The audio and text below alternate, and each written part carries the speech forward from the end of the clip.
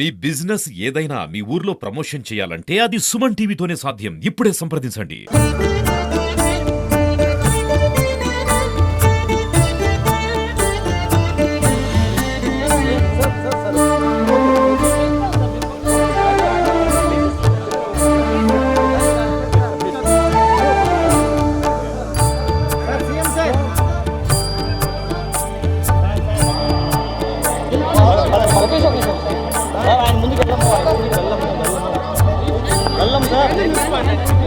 స్వామివారి భక్తులందరికీ శుభాకాంక్షలు.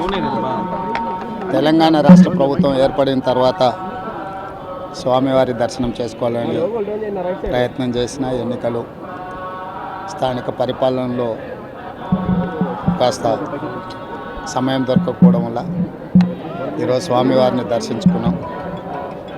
రెండు రాష్ట్రాల సత్సంబంధాలు కొనసాగాలని, రెండు రాష్ట్రాల అభివృద్ధి పదం వైపు నడవాలని, ఆంధ్రప్రదేశ్లో ఏర్పడబోయే ప్రభుత్వము ఆ రాష్ట్ర ముఖ్యమంత్రితో తెలంగాణ ముఖ్యమంత్రిగా సత్సంబంధాలతో సమస్యలన్నిటిని కూడా పరిష్కరించుకొని కలిసికట్టుగా నడిచి రెండు రాష్ట్రాలు అభివృద్ధి పదం వైపు నడిపించే విధంగా ఒకరికి ఒకరు సహకరించుకొని ముందుకు వెళ్ళాలని ఆకాంక్షించను.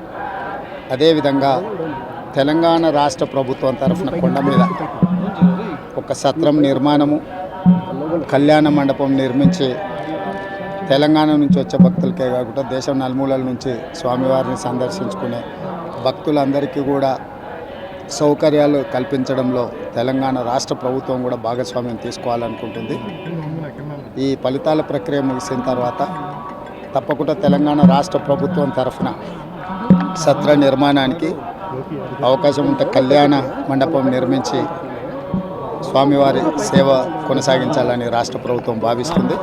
తప్పకుండా తొందరలోనే ఆంధ్రప్రదేశ్ ముఖ్యమంత్రిని కలిసి విజ్ఞప్తి చేసి ఇక్కడ స్వామివారి సేవలో తెలంగాణ రాష్ట్ర ప్రభుత్వం కూడా భాగస్వామ్యం తీసుకోవాలని కోరుకుంటున్నాం. కొండ మీద రాజకీయాలు మాట్లాడకూడదు.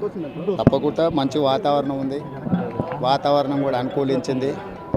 గత సంవత్సరం కరువు వచ్చిన, తాగునీటి సమస్య ఉన్న సమస్యలను అధిగమించి మంచి ఋతుపవనాలు, మంచి కాలం అవుతున్నది.